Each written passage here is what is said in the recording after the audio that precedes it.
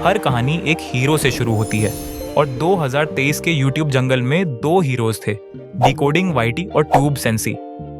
दोनों अननोन, दोनों फेसलेस, दोनों कंफ्यूज्ड, पर दोनों के पास एक सपना था, YouTube की भीड़ में अपनी एक पहचान बनाना। और आज ये वही दो नाम हैं जिनके सिर्फ कुछ वीडियोस ने उन्हें लाखों सब्सक्राइबर्स तक पहुंचा दिया। पर सवाल ये है कि इन्होंने ऐसा क्या किया कि इनके बाद आने वाला कोई भी नया क्रिएटर इनके आसपास भी नहीं आ पा रहा।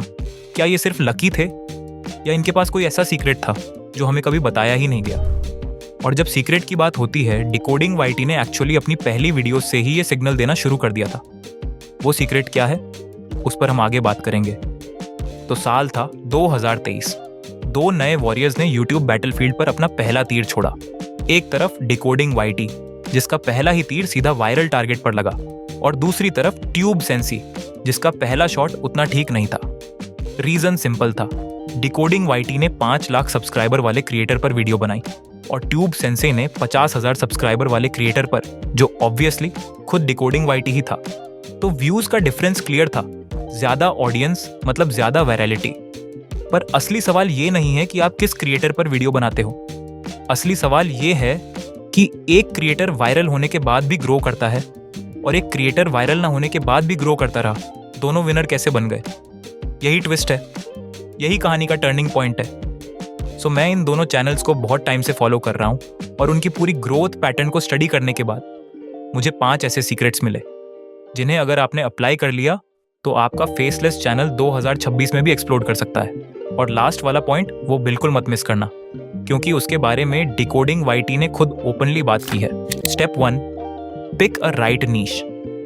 सबसे पहली और सबसे बड़ी गलती जो ज्यादातर लोग करते हैं वो शुरुआत में ही कर बैठते हैं, वो गलत नीश चुन लेते हैं। या तो वो ऐसा टॉपिक चुनते हैं जिसके बारे में उन्हें पैशन नहीं होता और कुछ ही समय में थक जाते हैं, या फिर वो ऐसी भीड़ वाली जगह कूद जाते हैं जहां पैसा कमाना लगभग नामुमकिन है। सही अप्रोच ये है कि आप अपने पैशन, ऑडियंस डिमांड और हाई प्रॉफिटेबिलिटी के बीच का स्वीट स्पॉट ढूंढें।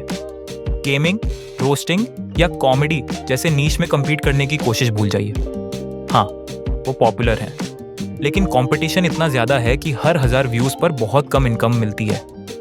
इसके बजाय ऐसे टॉपिक्स सोचें जिन पर एडवर्टाइजर्स प्रीमियम पैसा देने को तैयार रहते हैं। हम बात कर रहे हैं पर्सनल फाइनेंस, टेक्नोलॉजी, बिजनेस और एजुकेशन की। ये वो निशेस हैं जहां YouTube सबसे ज्यादा रेट्स देता है। फाइनेंस वीडियोस का हर 1000 व्यूज पर $20 कमाना नॉर्मल है, जबकि एजुकेशनल कंटेंट आसानी से $10 से $12 कमा लेता है। क्यों? क्योंकि जो व्यूअर हाउ टू इन्वेस्ट या बेस्ट बिजनेस सॉफ्टवेयर सर्च कर रहा है वो एक एडवर्टाइजर के लिए सुपर वैल्यूएबल कस्टमर है। जब आप हर व्यू पर ज्यादा कमाते हो तो आपको सरवाइव करने के लिए मिलियंस ऑफ व्यूज की जरूरत नहीं पड़ती। ट्रिक सिंपल है, बड़ा नीश मत पकड़ो, बड़े नीश के अंदर नैरो हो जाओ। पर्सनल फाइनेंस की जगह financial freedom for freelancers, tech की जगह AI tools for small business. ऐसे आप एक लॉयल ऑडियंस बनाते हो और ऐसा चैनल जो पहले दिन से प्रॉफिटेबल बनने के लिए बनाया गया है। Step 2, create your faceless identity. Faceless channels की सबसे बड़ी गलती क्या होती है? क्रिएटर्स कोई भी रैंडम नाम, random voice over, random look लेकर वीडियोस डाल देते हैं और एक्सपेक्ट करते हैं कि चैनल ग्रो होगा। रियलिटी सिंपल है कि अगर आप अपनी आइडेंटिटी क्लियर नहीं करोगे तो YouTube आपको बाकी फेसलेस क्रिएटर्स की भीड़ में फेंक देगा। पहला स्टेप है एक रिकॉग्नाइजेबल, मेमोरेबल और प्रोफेशनल फेसलेस आइडेंटिटी बनाना। कैसे? सबसे पहले एक ब्रांड लाइक नाम चुनो। ऐसा नाम जिसे सुनते ही व्यूअर को आइडिया लग जाए कि चैनल किस टॉपिक के बारे में है। जैसे टेक चैनल के लिए tech explained, tech bro etcetera. ये नाम आपको क्रिएटर नहीं, ब्रांड बनाते हैं। फिर आती है आपकी वॉइस, चाहे AI हो या आपकी खुद की। वॉइस हमेशा कांस्टेंट रहनी चाहिए। अगर हर वीडियो में एक्सेंट भी बदल रहा है और स्टाइल भी, तो व्यूअर आपसे कभी कनेक्ट नहीं करेगा। फेसलेस क्रिएटर का फेस नहीं होता, लेकिन आइडेंटिटी उसकी आवाज होती है। Step 3, script and story telling. Faceless channel की सबसे बड़ी स्ट्रेंथ क्या होती है? उसकी स्क्रिप्ट। जब व्यूअर आपका चेहरा नहीं देख रहा होता तो वो आपकी हर लाइन को और भी गहराई से फील करता है। इसीलिए फेसलेस क्रिएटर्स की असली आइडेंटिटी होती है उनकी स्टोरी टेलिंग। स्क्रिप्टिंग को फ्रेमवर्क मत समझो, इसे एक गाइडेड एक्सपीरियंस समझो। आपकी स्क्रिप्ट का पहला काम होता है व्यूअर को हुक करना, उसे फील होना चाहिए। वेट, ये वीडियो कुछ अलग लग रहा है। फिर आती है स्टोरी टेलिंग। इन्फॉर्मेशन नहीं, इन्फॉर्मेशन को स्टोरी के रूप में पेश करना। स्टोरी जिसमें बिल्डअप हो, क्लैरिटी हो और एंड में एक सैटिस्फाइंग रेजोल्यूशन। फेसलेस वीडियो में लाइंस छोटी होती हैं, रिदम टाइट होती है और डिलीवरी नेचुरल। जितनी सिंपल आपकी लैंग्वेज, उतना ज़्यादा व्यूअर कनेक्ट करता है।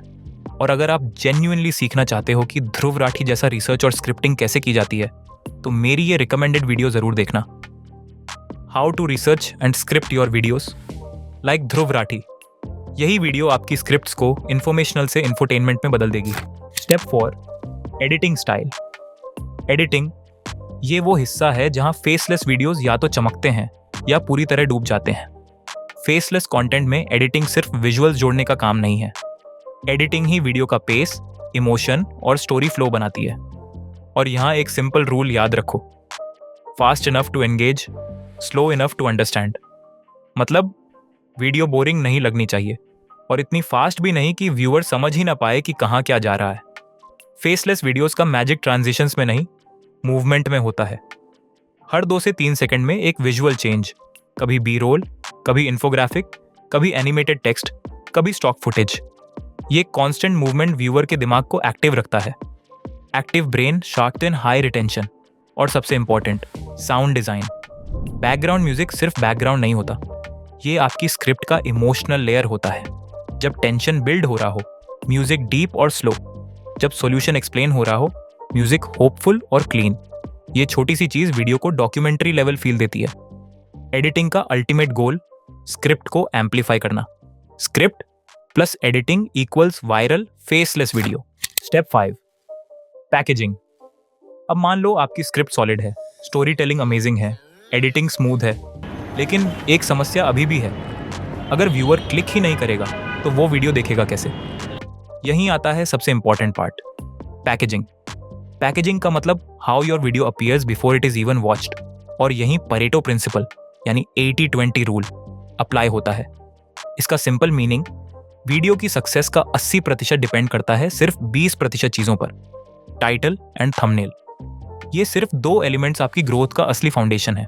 आपने 10 घंटे स्क्रिप्ट पर लगाए, 3 दिन एडिटिंग में लगा दिए, लेकिन अगर थंबनेल वीक है तो व्यूअर 1 सेकंड में स्क्रॉल करके निकल जाएगा, पूरी मेहनत जीरो। थंबनेल रूल सिंपल है, क्लैरिटी बीट्स क्रिएटिविटी। व्यूअर को एक नज़र में समझ आ जाए कि वीडियो किस प्रॉब्लम का सॉल्यूशन दे रही है। Title rule, promise pulse curiosity. ऐसा टाइटल जिसमें डायरेक्ट वैल्यू दिखे और क्यूरियोसिटी ट्रिगर हो। क्रिएटर्स की सबसे बड़ी गलती, पहले वीडियो बनाते हैं फिर थंबनेल टाइटल सोचते हैं। सही तरीका उल्टा है, पहले टाइटल एंड थंबनेल डिसाइड करो, फिर उसके हिसाब से वीडियो बनाओ। ये है 80/20 रूल का रियल उपयोग। पैकेजिंग हैशटैग आपका पहला इंप्रेशन, और यूट्यूब पर पहला इंप्रेशन ही सब कुछ डिसाइड करता है।